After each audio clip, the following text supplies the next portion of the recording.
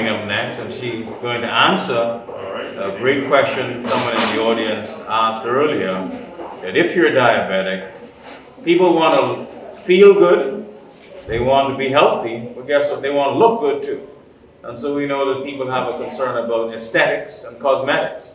And so we're taking health and wellness into that arena, and we bridge this gap with the Cosmetology Society. And we have with us today one of their esteemed members who's a head of several societies. She don't want to talk about it, but I'll give her a kudos. And she's so very good. Mrs. Donnae Smith-Ross. Please welcome her as she comes. Thank you very much.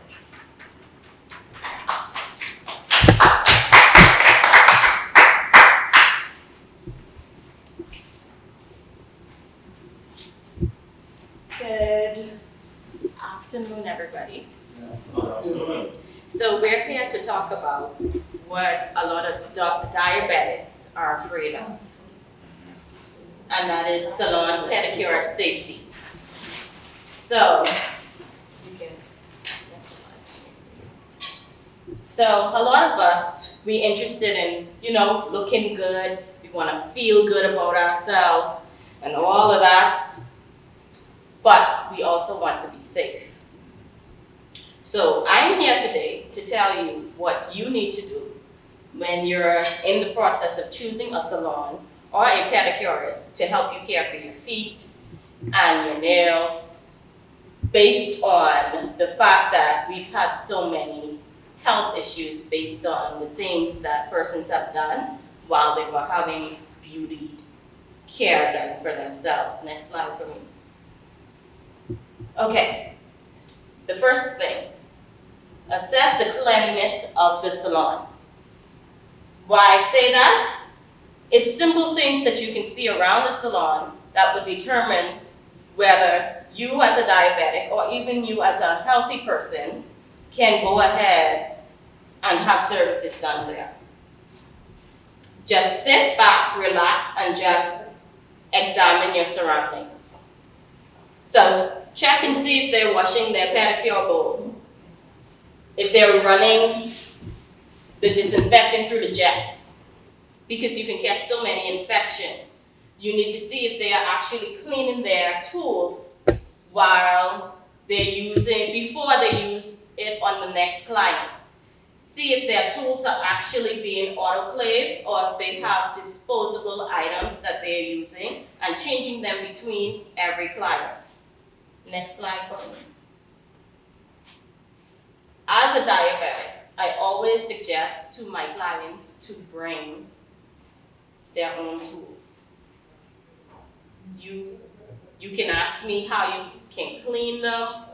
You can also research online, but you sure that nobody else has used your tools, your clippers, your nippers, and so you'll be sure that you won't get an infection. Next slide for me. Now, this is for me personally, but I think all nail techs should do this, and it's fellow client consultation forms.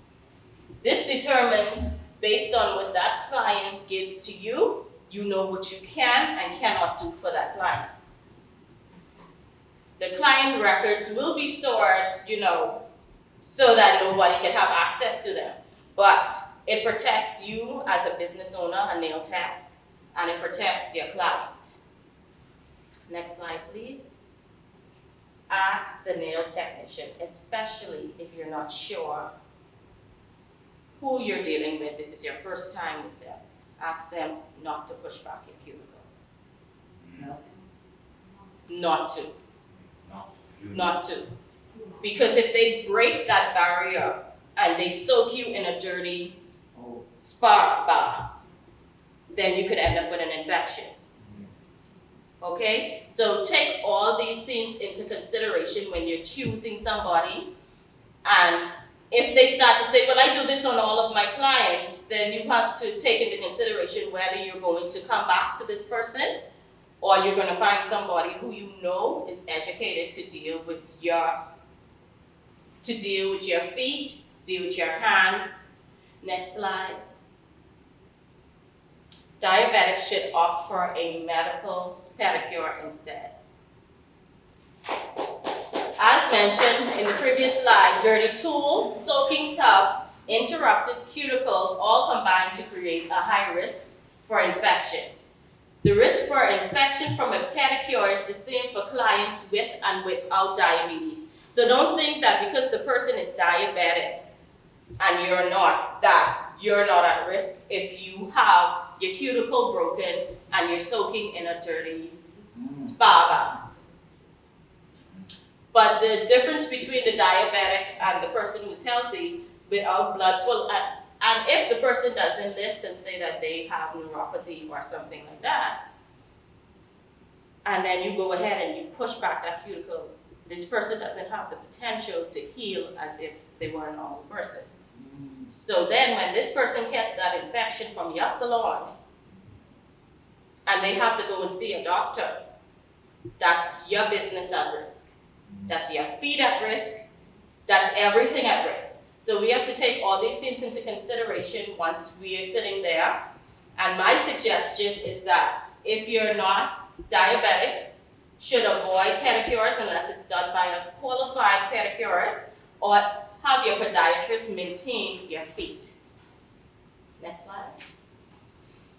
So hopefully these tips will pop into your head every time you're choosing a salon or a pedicurist to care for your feet, to maintain your nails, especially during the summer. A lot of persons catch infections during that time because that's the time when everybody want to wear sandals and expose the toes and stuff like that. So for the summer months, I would say have your pedicurist on speed dial. So hopefully these tips has helped. It's important for your feet to look nice, especially for the summer months. Eliminating embarrassment with sandals where your toes are exposed, and it's more important to avoid infection and its long-term complications. Thank you for listening. Any questions for Donnae? Any questions? Don't be shy. Like I asked you earlier, I have not had a pedicure from I found out that I had diabetes, because I scared of going on, to these different from the podiatrist where you could go.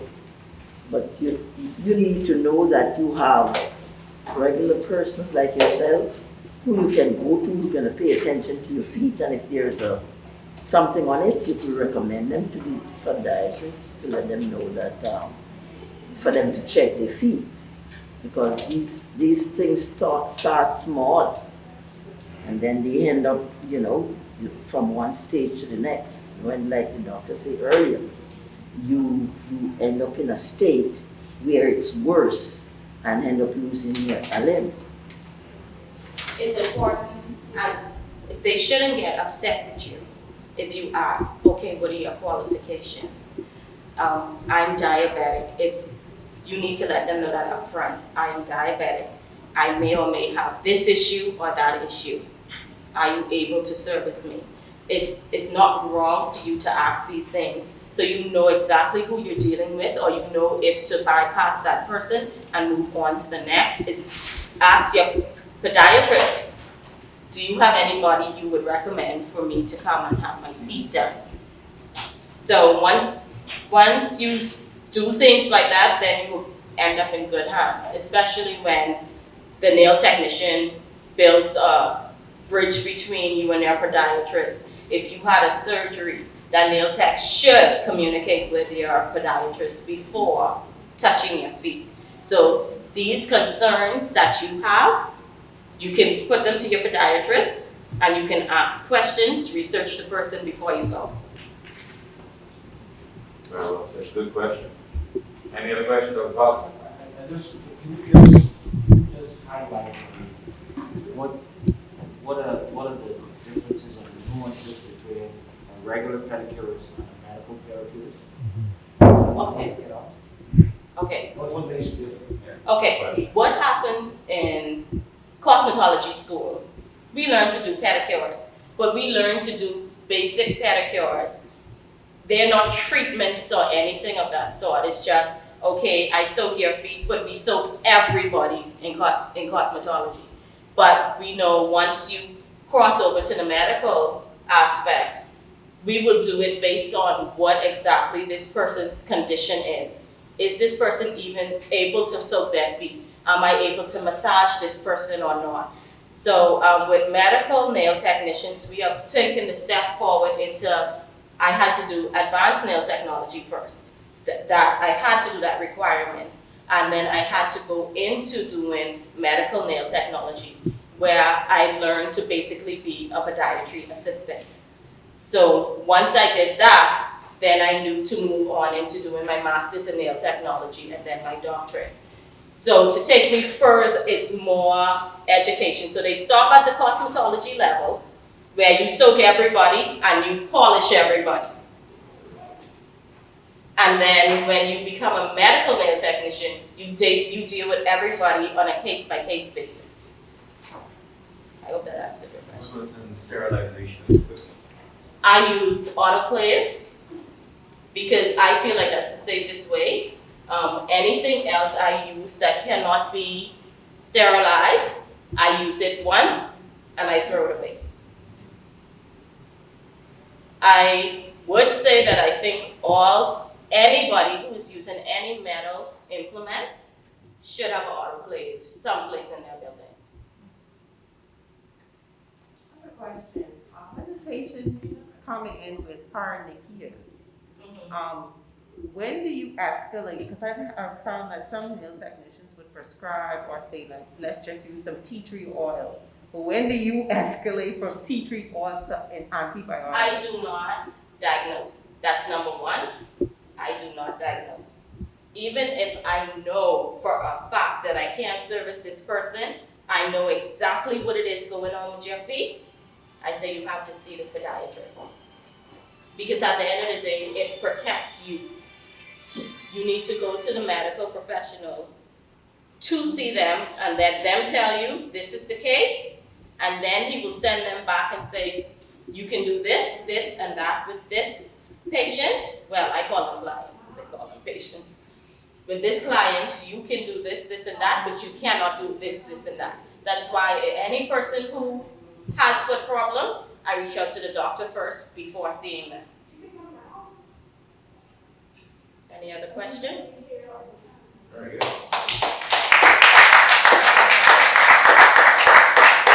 I want to congratulate Donnae for this thing. It's very important.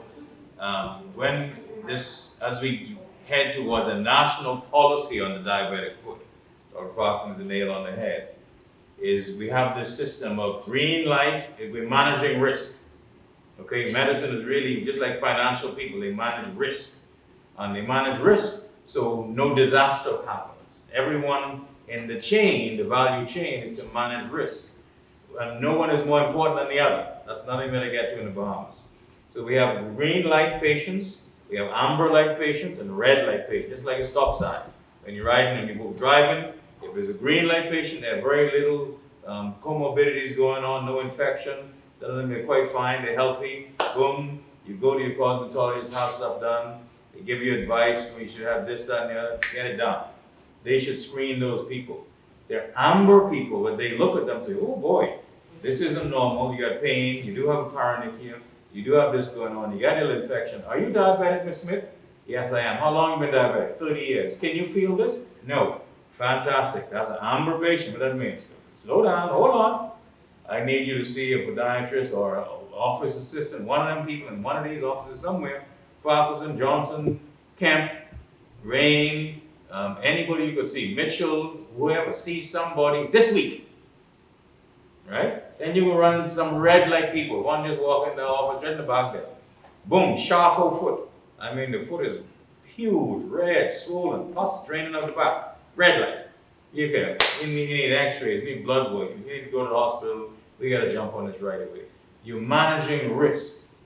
Okay? That's really what the best practice of medicine is. And if you manage the risk appropriately, we teach the patient how to manage their risk factors. That's what we were talking about earlier. Everyone does better. Okay? So everyone in this chain of command is as important. She will see more people with foot problems than me and he. Okay? When we get to see them, it's a problem. What we're trying to do is get these people to co-manage with us the little things. You made a great statement. These little things, if you miss it, boy, it could become something big. It's an ingrown toenail, it didn't go well, you didn't have the circulation. Now we're into a major event. Okay, so we want everyone in our risk analysis though to start checking, what's your blood supply like? Just a simple, test at the tip of the finger, tip of the toe, you press. They call capillary refill. When you press it, see my finger goes white, and I'm a colorful fellow. 1, 2, 3, 4, 5. You want that nice and pink again. If you come 6, 7, 8, 9, that's a problem. You got bad blood flow. People will come and tell you, man, I got poor circulation. Dr. Parkinson got me on Zestril. I got to take aspirin. I'm on this. I'm on that and the other. They got a circulatory problem. Give them a call and say, look, I got Ms. Smith in my office. She will have this done. What all you think can be done? That's bridging the gap. It's communication. And that's why this conference is so good this year. Although it's virtual, this might be even better because we can get to more people, right? Is that we can get the word out there. So our association is welcoming everyone who puts a hand on a foot. We want you to come and hear what this is about. That's how you develop national consensus. And if we can get enough people involved and put out a document maybe at the end of this year, Dr. Mitchell, just to say these are the things we'd like to see happen in the Bahamas. And that's our policy for now. It doesn't have to be complicated. So we want to thank you, Donnae. She's done a PhD in cosmetology. She's put in a lot of time. And so Faki, after I do my surgery on my patients, because I don't have the aesthetic sense that some other people do, I send them to Donnae or Bristol or one of these people. Because I know people, they're missing pieces of toe. I take the nail off. It doesn't look good, but they want to look better. I send them. They do dry pedicure. They just spray. It's dry, sterilized instruments. Boom, boom, boom. They send me a picture. It's fantastic, man. And every month, go see them. If there's a problem, she'll call me. So they become a part of your healthcare team. Yes. Right? And thousands of them. There's only one of me and him. What you trying to keep this thing to yourself? We need no more patients, We need patients with better results. Yes. To be honest with you, and I think that's why it's difficult in people's minds. She touched on neuropathy. I'm going to do a talk on neuropathy. She touched on infection. Dr. Mitchell is going to do the talk on infection. So today you've covered the three things. You'll have covered the three things today that make the big difference as to whether we win this battle or you lose. You need blood flow. Right? That's the water to the plant. You need flow to the toe. You need sensation. You've got to be able to feel if this is real. Right? And you must be void of infection. You got to avoid infection. That's managing risk. If we can manage that and the risk factors attached to it, you will see great results. And that has to start with all of us. So thank you today.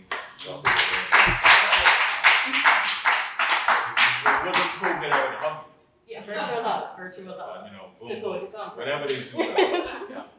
Boom. Thank you all very much.